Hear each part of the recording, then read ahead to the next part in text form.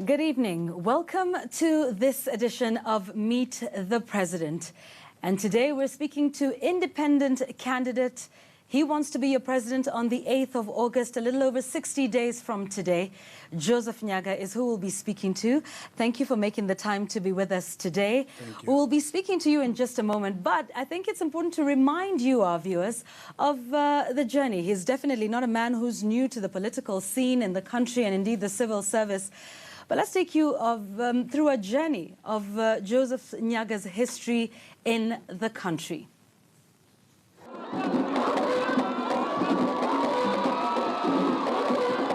Joseph William Nyagah has a dream to become Kenya's 5th president.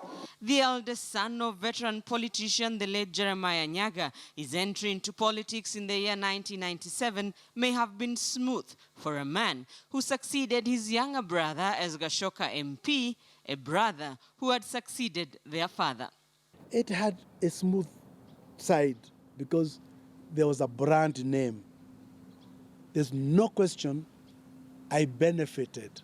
My brother Norman benefited from very good reputation that our father enjoyed, not only in Kenya, but nationally. Considered one of the young Turks of the 1960s, his late father ventured into politics even before Kenya gained independence, being among the first Africans to serve in the pre-independence Legislative Council, where he represented Embu, Mbeere, and Kirinyaga from 1958. After independence, he served as a cabinet minister in the Jomo Kenyatta and later Daniel Moi governments, becoming one of the longest-serving ministers. But it was his grip on the larger Embu politics that may have shaped the Nyagah dynasty. In Parliament, Jeremiah Nyagah represented the larger Embu from 1958 to 1988, when it was divided into Runyenjes, Siakago, and Gashoka. He chose to vie for the Gashoka seat, one he held until 1992, when he bowed out of politics. His second-born son, Norman, took over. In the 1992 general election, vying on a DP ticket, he retained the seat his father held. In the 1997 election, Norman shifted his political base to Kamukunji, leaving his elder brother, Joseph Nyagah, to contest the Gashoka seat on a Kanu ticket. He won. He retained the seat in the 2002 polls after vying on a NAC ticket. But it was the 2007 election that ended the 49-year grip of the Nyagah family on Embu politics after he lost the Gashoka seat to Reverend Mutava Musiemi. The reason I was thrown out of Mbeere South, then Gashoka constituency, was not because I was in ODM. It's because people were tired of why only one family? How come there's no other woman who can produce an MP in Gashoka in Mbeere South? That's how I lost my job. He had shifted allegiance to ODM and vied for the Gashoka seat on an ODM ticket at a time when the region was rallying behind Mwai Kibaki of PNU. Could be by being on the other side. In 2007 was a God-sent chance for the people on the PNU side to have a person who understands them, but on the other side. However, Joseph Nyagah, who was a member of the ODM Pentagon, was nominated to Parliament by ODM.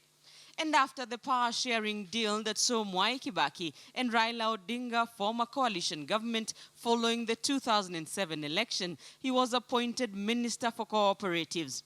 But he was not new to government. He had served in Daniel Moi's government before he quit the cabinet and the then-ruling party KANU in the run-up to the 2002 election.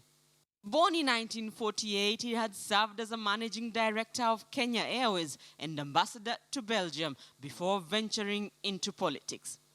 The Alliance Boys High School, Nairobi University, and Northwestern University in the US alumni is now back with a national agenda to succeed President Uhuru Kenyatta after resigning as his advisor on regional affairs. I think that's what I bring to the table, a confident, experienced, a man of high integrity, ready to be a servant leader of this country. He has a promise to, among other things, initiate a tough war on corruption, ensure women get more than 50% of government positions, reduce public debt, and enhance food security. I'm confident I'll be the third president who will be elected on the first attempt. The first was Mzee Jomo Kenyatta. The second was Mzee Moi. And the third is going to be Joseph William Nyagah.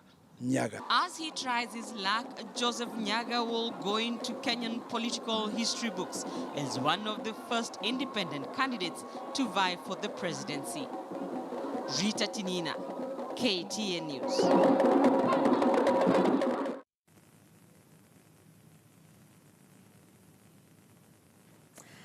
That's the illustrious career of Joseph Nyagah, and he is here with me now. He wants to take that a step higher and hopefully be your president on the 8th of August when Kenya goes to its general election. Thanks for making the time to be with us. Thank you very much. So, I mean, you've done quite a bit in your political and professional career as well. But yet this move to run for president seems to have caught many by surprise. Why? Why? Why you? Why now? Why president? Why 2017? Why not? Why not? I always make strange moves, but I never make wrong moves. It was important for me this particular time, having watched from very close quarters, I felt there was need to change the direction that this country has gone through over the last 50 years. I recall in the old days a very united Kenya, when the days of my late father, Jaramogi Odinga and Mzee Jomo Kenyatta, when the leaders were one, the Africans were united to fight for independence and remove the British colonialism. They were one. In the last 50 years, from 1967, we split the country into two parallel lines. It is time to heal the nation. As long as you have the party structure as we know it today, where one group replaces the other one, there will be no real change in Kenya. So I felt the Constitution allows now a middle ground candidate, an independent candidate, to come on board and unite the country, bring the country together, because there's been a lot of theoretical talks of putting the country together. It's not possible under the current structure of political parties which are ethnic and which fight each other. But yet you are a member of ODM, a member of the Pentagon then. You're also briefly a member of the Jubilee Party. So what would you then say was your contribution? Because we're talking about parties being, you know, splitting up the country. Yes. Yet you were a very vigorous member, you know, of the ODM party as well. And even KANU. And KANU, yes. So I learned a lot. After all those years, at what point did it dawn on you that political parties are splitting the country? It was very clear to me. So at Bomas of Kenya, I took a very strong position and I led a very vigorous group of people. And that's when we decided at Bomas that it was necessary to let the political parties grow. Political parties had become very narrow. And don't forget, we had just come from a one-party structure. So at Bomas of Kenya, we felt it was necessary to allow growth of political parties. So as they were stabilizing and as they were growing, you needed this independent group which would play a key role in the development of our democracy in this country.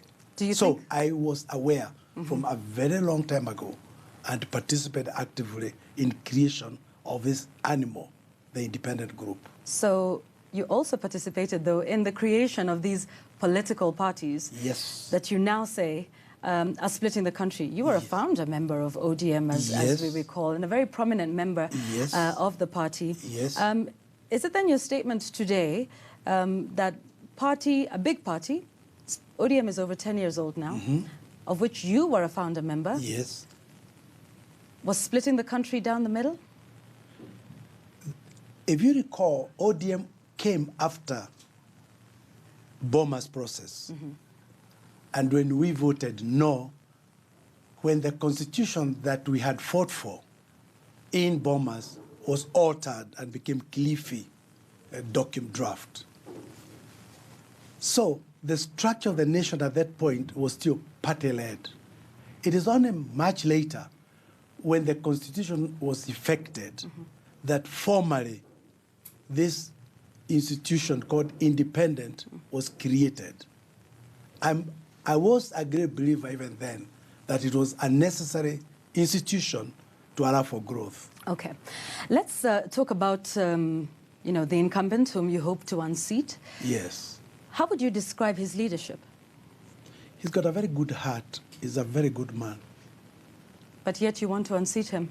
But around him is a group of people who have contributed to poor performance in key areas. A very good example is in the area of corruption. You can be a very good person, but if you allow people around you to have a field day in stealing public resources, that is a serious problem from where I come from. All right. But you were one of those people who were around the president up until a month ago when you resigned. You were his advisor on matters of regional integration. Yes. Which are these people? If you're talking about people that were around the president, you were around the president. Are you one of those? The difference between what was the difference between you and these other people that you speak of? I'm not corrupt. I have a long record, going back to my own father, many years in public life. We've never been caught with one incident of stealing public resources. What is disappointing is to be inside a system. And because you're inside, and you are watching, and you are seeing, and you are talking about these things internally, and you do not see serious action being taken. So are you saying here now that you raised issues with the president about the people surrounding him? Presidency is a very big institution, from the president to the people around the president. Did you speak to the president himself? I talk to everybody. Yes, there's nobody who does not know my position. So is it that he doesn't listen? Did he not listen to you? I even suspect nobody's surprised I made the moves I made. Okay. Because it was obvious to everybody that I might make this move. Did he not listen to you? The president, yes, I've told you, is a very big institution. There are many people. I'm speaking specifically, Mr. Nyagah, about the president himself, because you were his advisor. Yes. So one would imagine that being his advisor, that you had moments where you would speak to him directly. The president has the freedom not to take the advice of his advisor. So did you raise these issues that you were saying here with Mr. Kenyatta himself and say, I am concerned about the people around you? Of course, 1,000 times, many times. And? There was no change. We still have those corrupt people around, including very key positions in this government. But yet you say he's a good man, but he didn't listen to your advice. I said he has a very good heart. But the president, even a good man like myself, I will listen to advice and I'll make decisions based on the information available to me. From where I stand, given my experience, once I seek advice in my particular case, I then make very bold decisions, whether right or wrong. Was he able to make bold decisions? I was taught that it's important to make those bold decisions. And if you make a mistake, you correct them tomorrow. So from where I sit and from my experience, I feel my friend the president could have made very strong decisions on matters, for example, on issues of corruption, and especially people around him. All right, we'll talk about what those specific ones are. But yet you say there was all of these people around him, that you spoke to him, that he was free to take your advice or not. But yet you continue to stay in a situation in which you say you are uncomfortable with all the people around him. Did this dawn on you a month ago when you resigned? No. Did you know this If you all look this at time? my- Why did it take you all this If you time look at my political to career, then resign? if you look at my political career, you will know I'm a strategist. On matters politics, I do not make mistakes. Other people might think I've made mistakes, but I do not make mistakes. What you do in a bureaucracy, where there's collective responsibilities, in my days of cabinet, I would raise issues in the cabinet room. In my days of government, I would discuss these things internally, is expected. But when I have disagreed, as I have done in the past, when I left KANU and when I left ODM, I speak very freely because I've done all that I could do internally. Why do you want to unseat a man who, in your own words, has a good heart, means well for the country, but it's the people around him? Why not then work with President Uhuru Kenyatta and say, let's work on changing the people around you? Perhaps to the voters, it might be a little bit confounding as to why you want to unseat a man who you say has a good heart and means well for the country. But you can why not work with him? You can have a very good heart, but after almost 5 years, and becomes clear that there's a problem, and you are not prepared to change, then the country must move on. The country then requires new leadership so that those issues that we are talking about, that every Kenyan is aware of, can be resolved. Let's talk a little bit about the work that you did with the president. You were advising him on matters of regional integration. Yes. But yet, during the time you were advising him, Kenya lost the pipeline deal. Uganda, Tanzania, and Rwanda are going at it by themselves. There was a fallout after, the election for the AUC chair. Mistrust. Some say the camaraderie that existed between President Uhuru Kenyatta and President Yoweri Museveni is not what it used to be. At that time, people were saying Kenya was chest-thumping within the East African region. Is that so? That is what a lot of international experts are saying. And yet, you were advising the president on these issues. So what was it? Was this part of the advice that you were giving the president? For the period that I was involved in the Northern Corridor work, integration projects, we did many positive things. For example, when you make a telephone call to Kampala, it is like a local call. You recall 3 years ago, it was cheaper to call New York than calling Kampala. It used to take cargo flowing from Mombasa to Kigali 22 days. It now takes 5-6 days. So there are many things that were achieved. And in fact, if you talk to these countries, they'll tell you we did a lot. If you go to Malaba border post, you find a customs office of Kenya and Uganda sitting next to each other and allowing for the free movement of people and goods across the region. So many things happened. On matters of education, there are many things we've done to harmonize education. Work permits, it became easier for Kenyans to work in the region. So during my period, we did a lot of things that have contributed to the welfare of the people of the region and for the benefit of the people of Kenya. But yet countries like Tanzania still remain distant somewhat from the East African community. I was not responsible of East Africa. That is the docket of Minister in charge of East African community. However, you were advising on matters of regional integration. Northern Corridor integration projects, which was South Sudan, Uganda, Rwanda, and to some extent Burundi and Eastern Congo. And you may recall when this initiative was started, at the time I was appointed, Tanzania called us the group of the willing, you remember? Because they felt there was already a problem between Tanzania and the rest. But luckily, the Arusha agreements, East African Community protocols, do allow 2 or 3 countries to work together to speed up the process. And that's what we did. It was very successful. I'm very proud of the work that we did at that time. But there were areas, obviously, where it didn't work the way we in Kenya would have liked to see.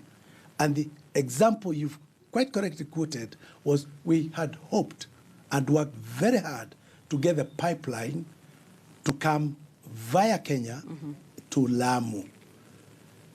Unfortunately, for Uganda, they didn't have the resources, the funds, and were dependent very much on the Total, the people who were exploring. And Total was convinced the route via Tanga was more viable for them. But they were willing to go via Mombasa. But Kenya, as you recall, was committed to a lapset routing in order to open up other parts of Kenya. Right. So I think that's the only area I can think of where we were accurately disappointed as a country. Okay, but still focusing on matters within the region, what are your thoughts on the IALA nomination saga that is unfolding at the moment? Many saying Kenya is paralyzing the operations of the East African community. It's very sad, very sad, very sad, because it's important for Kenya to play its role in the region. Did you know that Kenya is equivalent almost the entire East Africa put together? Rwanda, Burundi, and Tanzania are only 50% of the Kenyan economy. Tanzania is 50% of Kenya's budget. So all of them put together equals Kenya. So when Kenya slows down on an important issue, like Parliament being unable to agree on who to send to Arusha, it's a big mistake. It's very sad, it's unfortunate, because we have a very key role. Now, Arusha Parliament is going to suffer as we play our normal Kenyan politics. We can't even agree on whom to send out Let's there. talk about that politics, because Wiper Party and the son of Kalonzo Musyoka, who's Raila Odinga's running mate, is at the heart of that nomination row. What are your thoughts on Kennedy Musyoka and his name being fronted and that being at the center of this row we find ourselves in Arusha? I have two sons who are qualified to go to Arusha. I, Joe Nyagah, would never propose their name to go to Arusha. It would be unfortunate. Society, the way modern society works is, I do not make those appointments of my son, even if he's qualified. If I were my good friend, the party leader of Wiper, I would really have thought very seriously about who I put on that list. I know I wouldn't do it. Okay, let's move away from matters of the region. I'd like to talk about the campaign period in the country. While you were cleared, while being cleared by IEBC and pledging to run a peaceful campaign, you said, and I quote, "Very often it is not the leaders who cause problems, it is the supporters." Yes. What did you mean by this? I meant, if you are not a strong leader and you allow your supporters to take control, it can create a crisis in this country. But you said it's not the leaders who cause problems, it's the supporters. Are you saying the supporters are the ones who are behind violence during the campaign period? No, I'm saying, what I'm saying is the leaders, if they are not strong leaders, their supporters will take charge and create problems. That's why you need strong leadership, which can control its supporters so that we have stability in this country. That's what I meant to say. All right.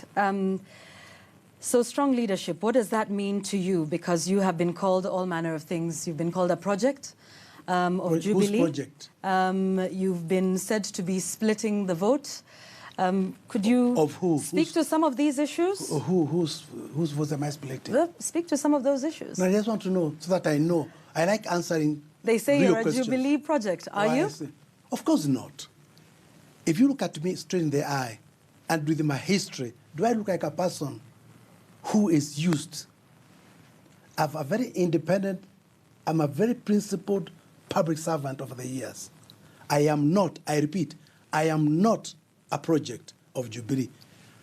If you go to some parts of Kenya, I am a project of my friend Raila. I am not a project of Raila. You know, when you are middle ground, a role that I played even in Bomas of Kenya, when we were preparing the Constitution of Kenya, a point came, a group of us became middle ground to try and deal with both issues. We were called all manner of names, including the ones I hear you talking about. I'm very clear in my mind. I do not have a reputation. I know other politicians who might be projects historically, but Such I've as? never been. Who do you think has been a project historically? I've never been anybody's project. In fact, that's part of the problem, Kenyans. They don't often understand me. I try to make myself very clear that I'm a very simple village man from Beere who was brought up in a certain Christian values. And those values are so important to me, you cannot misuse me. Nobody, Jubilee or NASA, are able and will be able to misuse me. Numbers, when it comes to being able to mobilize, the vote, Yes. to be able to mobilize numbers within the Yes. legislature. Yes. You're running as an independent candidate. Yes. Should you win, say Not on the should, 9th I will of win. August, that is according to Yes, you. yes. I think the voters will decide in a little over 60 days from today. Yes. But should you win, what would your leadership look like with respect to, for example, pushing legislation in the National Assembly? It will be very You're easy. an independent candidate. Very How many easy. others Very are running with you that you would say you'd be able to generate the numbers and to meet the threshold and the majority required? If you look at the nomination process of the parties, it is obvious to all Kenyans something went wrong, which led a whole group of people becoming independents. Many of those independents, when you have 4,950 independent people trying to be MCAs, MPs, governors, senators, and some of us presidents, it means that is going to be substantial numbers in all these institutions. There's also a group of people like myself and others, not too many, who decided right from the beginning they were going to be independents. That already is a force. Anybody who thinks a joke is mistaken, because in Parliament there's going to be a very big group called independent. That group eventually will form into a forum. It's a group that I will naturally inherit and work with. But Naturally the good thing, inherit? Yes. Are you speaking to them? Because you sound like this is Yes. your caucus and these are people that you are working with. How would you naturally inherit them? Are Well, these people that you're saying here on the show that you are working with? Of course, at this point, I'll be most unwise not to have talked to the people who are independent. I'll be most unwise. All I can tell you is, yes, we are talking to these people, because eventually there's going to be a movement of independent people. We are being to work on when they get into Parliament, they will need a kind of a forum and an association. For example, the current rules. It sounds like you're going through the route of a forum, an association, a party. Because how independent will they be? The good thing is, when they get there, they will not be under the rules of a party. Thou shalt do this, even when their conscience. So how will you mobilize them? Because, when it's a political party, you're able to whip members, and we understand how that process works. You understand it because you've been in politics a long time. So how are you able to get all of these independent minds to think in one way and say, this is a bill we are pushing through? You don't want them to think in one way. What you do as a president, you have things you want to pass through Parliament. Yeah.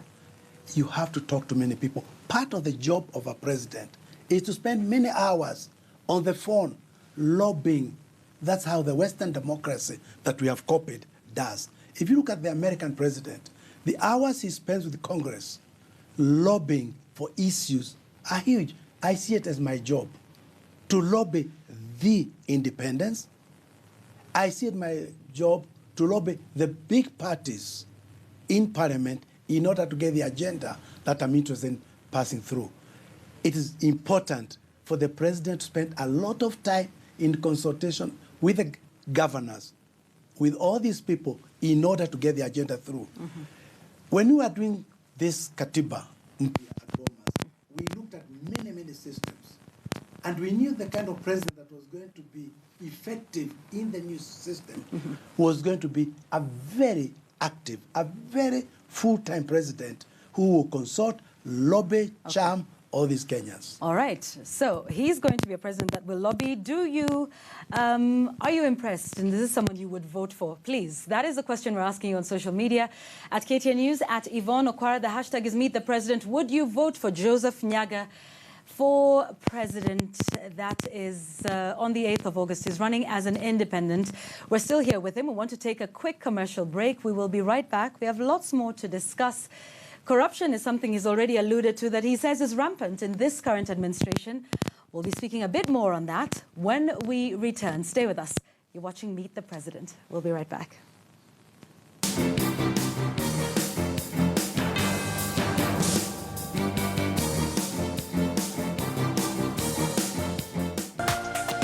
This is KTN News.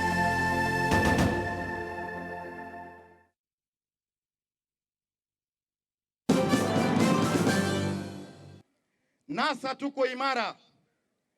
NASA haiyumbi. Mheshimiwa Raila, Mheshimiwa Kalonzo, Mheshimiwa Wetangula, Mheshimiwa Mudavadi, Mheshimiwa Ali Hassan Joho, Mheshimiwa Badi Twalib.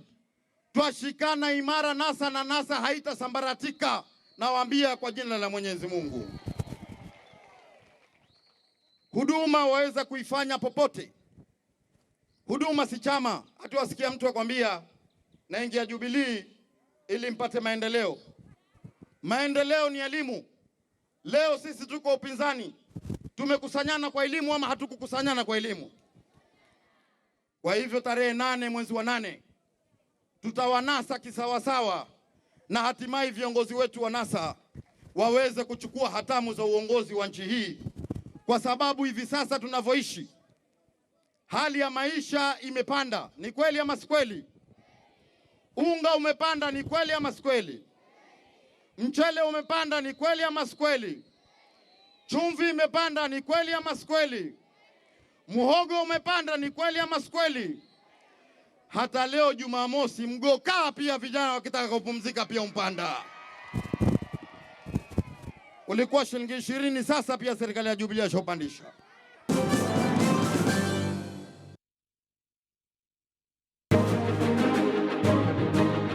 Chapati. Hebu ibari tena. Mzazi wa kiume kuongea tu kwake hata bila kuchapa ama nini, kuna ile authority, na asipoonekana katika nyumba yake mara kwa mara, ajue kuna watoto sasa hapo wanakuwa wapotovu wa nidhamu na atakuja kumsumbua mwalimu wako shule. Kwa kila swali ambalo unaanguka mtihani, inaweza kakuwa ni binadamu amepoteza maisha yake. Kwa hivyo usifurahi kuona umepata 80% mtihani. That 20% that you lost could be someone dying in your hands in a hospital. Elimu ni bahari, kila siku twasoma kitu. Nchini Kenya mfumo wa elimu unabadilishwa. Katika kipindi cha Dawla Elimu kila Jumamosi katika KTN News tunakuletea mambo mengi, mada mahususi, jopo ambalo linakuchambulia kila kitu ambacho unakitaka kujua katika mfumo wa elimu nchini Kenya, kuanzia viwango vyote katika chekechea hadi viwango vya juu. Nami Franco Tieno kila Jumamosi.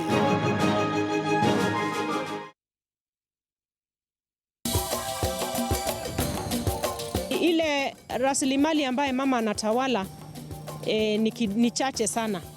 Ukiona mashamba, akina mama hawana utawala, hata umiliki wa mashamba hawana. Ukiangalia ng'ombe, mama hana uhuru ya kuweza kufanyia ile ng'ombe biashara yake kwa sababu ya miundo ama muundo wa jamii zetu katika mila na desturi zetu. Lakini maziwa ndio tu chombo ama rasilimali ambaye mama ana control absolutely.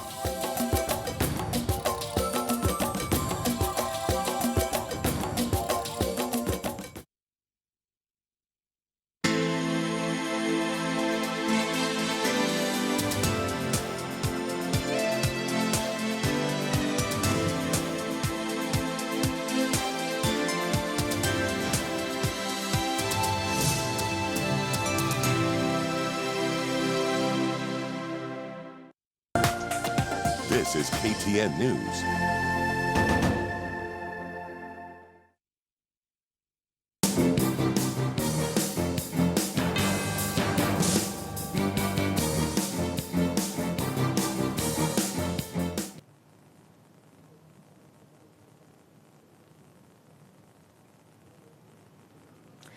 Welcome back. You're watching Meet the President. We're here with independent presidential candidate Joseph Nyagah. Now, a little earlier on, before we took a commercial break, you were talking about corruption and as being a big issue, and you said that the people who've surrounded the president are the ones corrupt. Who are these people? It's public knowledge. When newspapers, your press coverage every day have stories of Minister of Health, when every day you have talks of SGR, when every day is continuous the stealing that's going on in this country, do you need to be a rocket scientist to not know there's corruption? Which then pushes our national debt to levels that don't make sense. Because once you have a system where individuals are stealing from the public kitty, inflating the cost of projects, we end up with public debts that are unmanageable. But you know this. Perhaps you've had a better vantage point than most Kenyans. Most of them read about this in the press, but you've worked on the inside and have had, a better understanding or appreciation of what happens there. But to be fair, Mr. Nyagah, a lot of people say, oh, there's corruption in this country without calling it out and being specific. Are there names, are there people that you say you do not trust in that administration that perhaps you would take action on? For example, if you were to be president, who are these people that you would sack? Who are these people that you would make sure are prosecuted to the full extent of the law? Because sometimes when we make very ambiguous statements, and some say, well, it's throwing hyperbole out there. Do you know who these people are? Are they 5? Are they 10? Who is it? Are they cabinet secretaries? Are they advisors? Are they? Isn't it public knowledge there's a corruption in this country? And it's been going on for a very long time. It's perhaps not public knowledge who the perpetrators are. But they're in court every day. We have ministers in court. We have senior government officials in court. What has not happened is we've not given total independence to the institutions that we created at Bombas. Institutions that would deal with the people without getting external influence. If today, the day I become president, I will ensure these institutions, CID and Corruption Authority, and all the ones that we created and gave independence, would have so much power, they will not get instruction from me, so that they can deal with all these people. The problem we have today, we deal with a little person, the Wanjiko, very ruthlessly when he's caught stealing 10 shillings. But we are not able, so far, to deal with the big boys. And you saw what happened. Therefore, in my government, I would take a lead, front line, to ensure that prosecution of people caught stealing public funds are dealt with very and that quickly is not happening now? efficiently. The president started a multi-sectoral task force on this issue, brought in various stakeholders within the state law office. What's your assessment of how he has fought corruption in this country today? I'm saying Nyagah, I know what I would do. And that's what I'm saying to the Kenyans. But you would have to be able to pinpoint where the problem is right now and call out the problem and then provide the solution. So what do you think specifically is the problem right now? You're saying you would be a president that does not interfere with these independent institutions. I would give them a lot of resources. You would give them a lot of authority. resources. Has this president not given them the resources? Has he interfered with the independence of these organizations? I do not know. All that I know, corruption has expanded. Mr. Nyagah, if you do not know what is wrong now, what makes you think your solution would be the one that would work? Wrong. I know what is wrong. The corruption has taken new dimensions. Why? Because we have let it happen. Who has let it happen? The country has let it happen. If I'm the president, I'm commander-in-chief, I'm leading from the front, I will not allow certain things to happen. I would take a very strong position with anybody. I've been talking to my deputy president candidate, and I've told him, should he be caught with matters of corruption, I will find a way of dealing with him also. And if you I are would caught, allow if the you are caught with anti-corruption the hand in the I would cookie allow jar, anti-corruption authority to deal with Moses Marango, my deputy. Luckily, in our case, we're in agreement that will not be an issue, that will not allow corruption to get to the levels where you have to take those kind of actions. But in my government, Minister Scott will be dealt with very ruthlessly by this independent institution that we That's created. already happening, though, right now. Everybody remembers what happened in 2015 after the president made his address, State of the Nation. Yes. We know he lost nearly a third of his cabinet. Asked them to step aside. A number of them are in court, We need to do more facing of the that. court cases. Yes. We need to do more of that. Okay. It seems like then you're saying a lot of what you propose to happen under your watch is already happening now. So what's the difference between yourself, between the incumbent, between the other candidates that I would follow it to a very running logical for this? conclusion. You know, And what does that mean, when following you've it to a logical when conclusion? you've watched a system for a long time, you know all the tricks of the trade. Tell us. You Okay? followed the system. From You that have an point inside of view, vantage point. I know exactly what I'll need to do to deal with those situations that arise. And that's why it's important that for Nyagah to be so clean that you cannot catch me on any issue, so that when I take steps that are drastic, it becomes a possibility. You say you will see those cases to their logical conclusion. What does that mean? Because once somebody is allowed to step aside or asked to step aside, the court process then goes on, which would then be a case that is hearing its, it's having its time through the court process. It's either a conviction or an acquittal. But when you say following it to its logical process, are you then saying you would be able to enhance, interfere, interrupt, or push the process along in the court of law? You do know the president cannot do that. I would have to, we are talking how many cases today? I'm saying the cases might first increase. We would have to give resources to the judiciary so that these things are faster and they can move faster. And that's not happening now? No, we need to give resources to these institutions in my manifesto, because integrity is a key part of my manifesto. It would give resources to this institution, ensure they have the expertise so that the delays that we see come to an end. Because until one or two people, until people see conclusion of these cases, Kenyans will never believe. But conclusion of the cases in a court of law is not under the purview of the president. The judiciary is semi-autonomous from the other two arms of government. But if you listen to judiciary, they're always complaining they need more resources. Okay. Okay?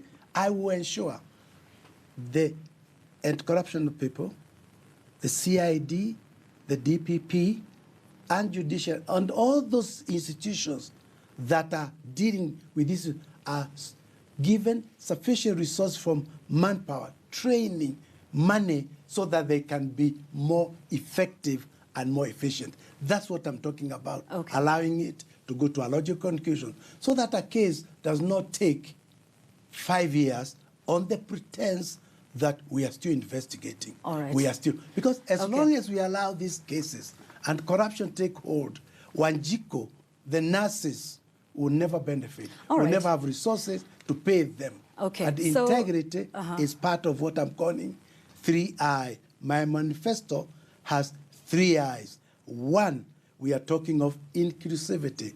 All Kenyans must come on board in my government. We are saying it must be men and women of integrity, so that we can offer innovation in the solutions that we need to help Wanjiko. So still on integrity, there's a list that's been forwarded from the Ethics and Anti-Corruption Commission of 106 individuals to the electoral management body, raising certain questions about these individuals and whether they should be allowed to run. In line with that, in the same vein, civil society has come up with what's called a red card list. 20 people they believe should be barred. Am I on the list? No, you are not. Oh, I see. Your point is made. Let me finish finish my question. Should these 20 be allowed to run? Rather, should they be barred from running? Integrity is at the heart of your manifesto. The current law says if you are in court and you are fighting those allegations, you are free to run. I believe that's what Parliament passed. And that is still the current law as it stands today. The important thing in my manifesto is the need to ensure the leadership of this country changes, so all of us, from the governors to the national government, has men and women that we can be proud of. Mr. Nyagah, though, let me take you back, because you said Yes. that the problem is that the cases take too long. Could be due to funding, could be due to training, personnel, management, with that respect. But then these are the same cases, some of them, that have dragged on in court for a very long time, and hence that is the reason that some of them are saying, based on the law, rightfully, that you know, they should be allowed to run until these cases are heard to their conclusion. When but I you're saying become part of the president- problem is that, you know, the cases take too long. When I become So, president, yeah. as part of my integrity issues, I work very hard with Parliament to have appropriate laws that don't leave this kind of situation to arise. It's important that laws are amended to make Which this law kind specifically? Which law specifically? of... Think of this law which they've been quoting. The people who are on that list have been saying, as long as I'm in court, I am free to stand. And we've seen it every day. Would you change that? I would change that. To say I what? would be very clear that as long as you have issues of integrity and you are in court, it is necessary for you to step aside, to be outside of the system that we are trying to create, so that we have men and women of integrity. Because once you question my integrity, Yeah. it becomes difficult for me to lead, for Okay. me to perform my All public right. function. Great. Yet, in 2013, there was the case at the ICC with the Rome Statute, which is part of our laws, cases against the president and his deputy. Then they were, you know, candidates, as you are now. You're saying your position would be, and that you would change the law to say that if questions have been raised, that you should step aside. In 2013, they were facing cases at the ICC, some very serious charges, being accused of some very heinous crimes. They won, and you worked for that man. Does this seem like a contradiction for you? No, no, no. The law, I've just explained. The current law says what? But there is your position. And, no, the Your law, position is that when you become president, Mr. Nyagah, when I become president, you will August change that 9, law, yes, which means that's this history. is great. All that has happened becomes history. Correct? Because Okay. I can. So what is it your happened position was within then the law. that the president I do and not the answer deputy... theoretical questions. Okay, is it your I answer position... specific questions. Answer this specific question, Mr. If it's a Nyagah. theoretical question, Mr. I Nyagah? will not answer theoretical questions. Mr. Nyagah? Yes. Your position here is that you will change the law on the 9th of August Yes. to ensure that anyone who has questions Yes. facing their integrity Yes. should not be allowed to run. Are you saying that For that will holding be... public position. Great. Yes. Will that be your standpoint from the 9th, and is that not your standpoint today? No, no. I've said, under my integrity issues in my manifesto, I work day and night from 9th of August to ensure the laws are attended to, very soon thereafter amended, to incorporate So a this situation. position that you are fronting is not retroactive. Is that what you're saying? So you believe it to apply only on the 9th, but you don't believe it as your position now, and that you worked with someone whose integrity was questioned at the very highest level. I mean, this was beyond corruption. So are you saying it was fine for the president and his deputy, but it will not be fine on the 9th? The law, I'm quoting the law that exists as of And I am now. asking your position And my as of now. position is very clear. Come August 9, I'm president. I will ensure that this confusion that exists and allows Kenyans to waste their time talking theoretical things comes to an end by having very specific laws that bar anybody who has issues of corruption to not be able to hold public position. Okay. Let's speak about education in the country. There is talk of free secondary education that's coming from a number of candidates, Makes sense. such as yourself. Makes sense. What are your thoughts on it? Excellent. The reason why Kenya is advanced is because we have a very educated population. That's why we are a leading African nation. We must encourage and we must do whatever it takes to provide free education. The Wanjiko, who is the center of my manifesto, Wanjiko, who is unable to pay fees today, we must assist them to pay fees up to the end of Form 4. I'm going further. Because at the end of Form 4 is not the end of education, and only a very small group goes on to universities, I will put more resources in technical institutions so that at the end of the Form 4, as we know it today, we also train them in the TVET, in the technical institutions, to get real experience so they can be young men and women who can self-employ themselves or go into the job market with experience of the kind. What's your assessment of how much it would cost? I mean, we've heard some differing statistics and figures that are being thrown about. How would you go about the process of funding this? And even as you speak about that, speak about the quality of education, because for some, free primary education was not necessarily equal to free quality education. And now we're saying we're doing the same for secondary school. You're saying you will take it further into technical training. So what's your assessment of the cost of this? Where would this money come from? What would you prioritize over the other to make this possible? For me, education is key. The teachers, paying them well and sufficient enough numbers of them. And I go back to where we started from. When you reduce corruption and very high level of corruption, the savings are so substantial that you can fund a lot of the budget of education, of health, pay our nurses on time, and so on and so forth. But we have to address the core problems that causes this problem, where KRA has no money.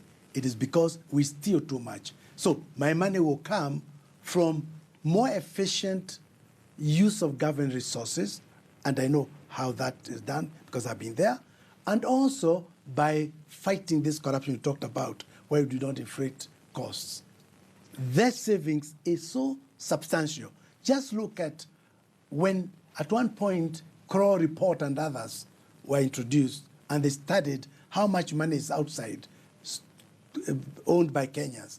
And those figures were mind-boggling. If those kind of resources were to find their way to Kenya legally, not the way we are trying to do now, in a very, very, very loose way, and reduce corruption, we have resources to do a lot of that. What of the curriculum? It's being changed, and I'm very happy it's being changed and strengthened so that we can produce a young man, a young lady who can be self-employed, a person who can fit in the job market of today. As you recall, I was the chancellor of the cooperative university until the other day. And when we are looking at the quality of education that universities of the years are producing, it became very obvious. And at one session, I chaired a session where we discussed, are we producing as universities the kind of person who is marketable in Kenya? It was very clear from the employer's point of view that we are not. And hence, the need to strengthen and have a curriculum that is employer-friendly also. All right. And the health sector has been in turmoil for the last year or so. Including today. Including today. Doctors were on strike for 100 days. Many people remember. Very sad. And right now, the situation is here again with the nurses on strike. What is the problem with the health sector in this country?